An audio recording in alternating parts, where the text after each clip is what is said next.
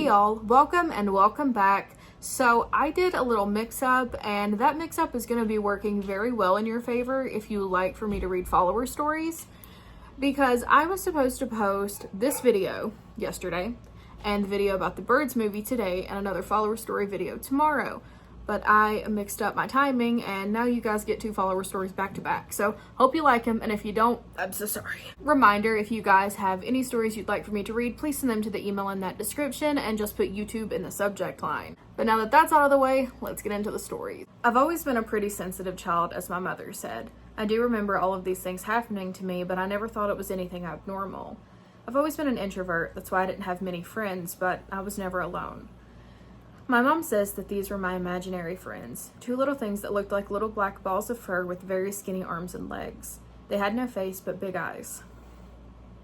They sound like the little soot creatures from Spirited Away. Do you guys know what I'm talking about? That's what they sound like. Googleic and Gangadick. I think I said that right. I know, sounds strange and funny, but that's what I've been calling them. Those were their names. And I was not the only one who saw them. My cat also did. I remember playing with them and talking to them. They never responded to me orally, but I would hear their voices in my head. As my cat was always by my side wherever I go, like a guardian, he would see them too. Sometimes they even played with each other. As I remember, they were pretty small in size, just like an average cat. My mom thought it was just my own games, but she said it was really creepy to see how I was talking to nothing. I remember seeing them for a pretty long time, up until the end of middle school. But when I was in 9th grade, something different started to show up. A black cat that I'd been seeing out of the corner of my eye. Mind you, my own cat that was playing with my imaginary friends was not black. He was a Siamese cat. And that black cat followed me everywhere. Home, school, extra classes, friends' houses.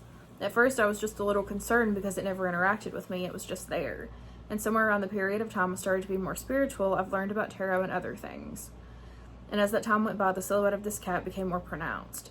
But I never saw it as clear as I saw the others, and then it disappeared, right when I started to do my own tarot readings. Was this cat a spirit guide? A familiar? I have no idea. But I do remember how spooked my parents were when I told them about that cat.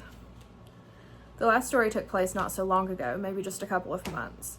3 years ago, I entered university and moved to the big city of Moscow. By the way, I'm from Russia.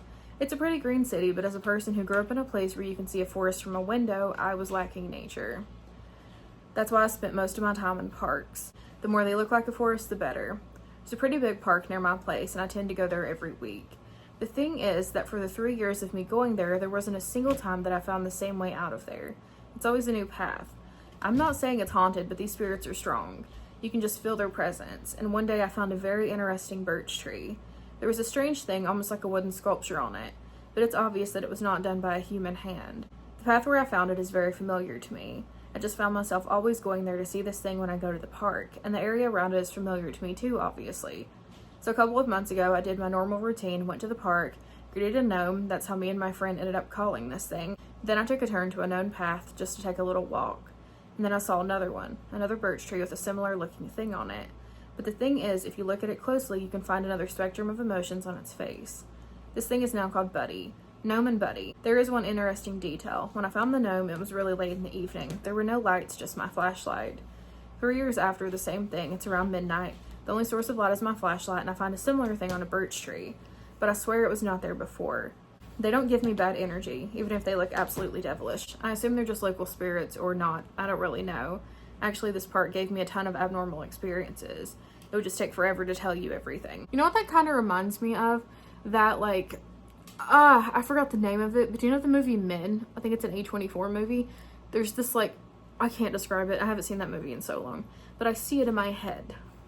Alright, let's get on to story number 2. My grandparents' house was a very active place. There was always this feeling of being watched. Occasionally, the women in the family would report getting their rear ends pinched and lightly patted. And I personally had an interaction with a young girl who lived in their house years before and passed at the age of 7. I described her to a T. The creepiest part of this house was actually a 2-story garage behind the house. The upper floor was used as storage, kind of like an attic. My grandparents were very religious people, and the garage was no exception. There was a painting of Jesus in the upstairs area. When my grandparents passed, my aunt took over the house and cleaned out everything except for my childhood desk and chair and that picture of Jesus. The upstairs always had this heavy feeling. Well, one day after everything was removed from the garage, my aunt had gone upstairs and found that the chair was in the middle of the room facing that picture of Jesus. Thinking it was weird, she called me upstairs. I thought it was weird too, so we put the chair back and left. As we were walking out, I stupidly said, "You're gonna have to do more than move a chair to scare us." We get downstairs and hear a crash. We went running back upstairs and found that my desk had been turned upside down. The chair was back in the middle of the room, now facing the upside down painting of Jesus. We took off running, bolted the door, and no one has been up there since. Ugh. Story number 3. That one was rough. Okay. I've had a problem for a few years now, and I'd love some feedback and maybe help. I'd love to hear you talk about it in a video so I could get other people's thoughts on it too. It's up to you. So a bit of backstory, I'm an 18-year-old girl who lives in Sweden. I live with my mom and dad in the forest. FYI, I've lost all of my grandparents on both sides due to illnesses. I'm telling you that because I will be mentioning my grandmother just for a little bit. When I was younger, maybe around 9 or 10, me and my grandmother always went to flea markets together. On this particular day, we were looking for toys. We went to the toy section of the flea market, and what really caught my eye was the porcelain dolls. One of them was significantly cheaper than the others, and I really wanted that one. When we went to check out, the guy who was selling it kind of froze for a second. He told us that we could get it for free, and he seemed kind of rushed with it. He said he wanted it to be gone, but I obviously didn't think anything of it, and neither did my grandmother. I got the doll and was happier than ever. Sadly, my grandmother passed away in 2015, which was a huge tragedy. I got more attached to the doll and gave her the name Elizabeth. I don't know anyone named Elizabeth, nor have I ever met anyone with that name. It just popped in my head. Not long after my grandmother's passing, I accidentally hurt Elizabeth. When I was cleaning my room and was switching her spot, I hit her right foot on the bookshelf, so it broke. Until that point, I had never seen or heard anything paranormal, but it all started after that. I don't think it's necessary to go through every single event, as it's years of it, but I have a few I'd like to tell. The first time something happened. I was upstairs in my room moving around some furniture in my room with my mother and older brother. As we're doing that, we all hear a loud bang in the living room downstairs.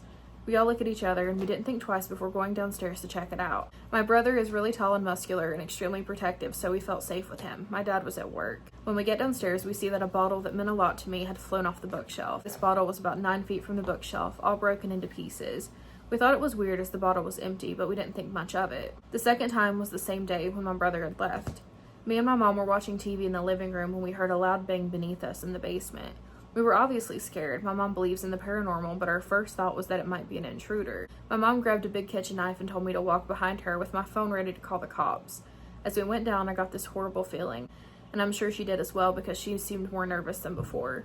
We went down the basement hallway and into the laundry room where we heard the bang, when we see an extremely obvious apparition of a woman. It quickly disappeared and we ran upstairs and locked the basement door. Smaller stuff. I always felt like I was being watched and stalked. I would hear footsteps or some stuff moving around. I would see shadows and silhouettes and have awful gut feelings. This was when we lived in our house. It was an old house about 100 years old or more. We moved to a newly built apartment around 2 to 3 years ago. We were the first people to live in it. Here, Elizabeth moves around on the shelf that she is placed on, sometimes laying at the end of my bed. I will hear weird things, footsteps, my name being called, voices or sounds that sound far away but are still in the apartment. Taps and knocking on my bedroom window, my cat reacting weird towards what is empty spaces to me. Valuable and cherished objects disappear or moved and are broken. Demonic dreams. Hard time praying, reading my Bible, etc. I get sick. I experience a lot of stuff when I'm on my daily runs in the forest. I've gotten more religious lately. I'm a Christian and naturally I believe in ghosts, demons, and even more spiritual stuff, and lately it's been worse. My friend does witchcraft and said that there might be a hex or curse or something inside of my doll. She also found it disturbing that Elizabeth has real human hair. Oh. I don't know if it has anything to do with it, but next summer I'm moving to the US to live with my boyfriend who I've been with for 6 years now. He's in the military and there's a chance he could be stationed close to the Appalachian Mountains, which is how I found you. Hello. So the fact that she has human hair, that could be a curse. That could also be someone's spirit trapped in the doll. That is a very real thing that could have happened.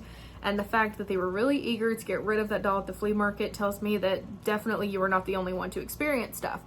So what I'm thinking is I would do some cleansings on the doll. Don't break it, don't destroy it. I mean, you saw it happen when you just, touched the foot against something and kind of broke it.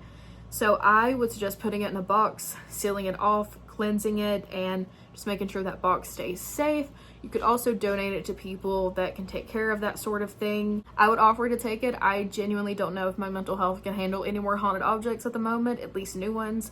So I would just look into a few collectors that may be able to take care of it. But we're gonna end the video on that horrific note. I really hope everything works out with that doll that is so scary. But I will see you guys again tomorrow to share even more stories.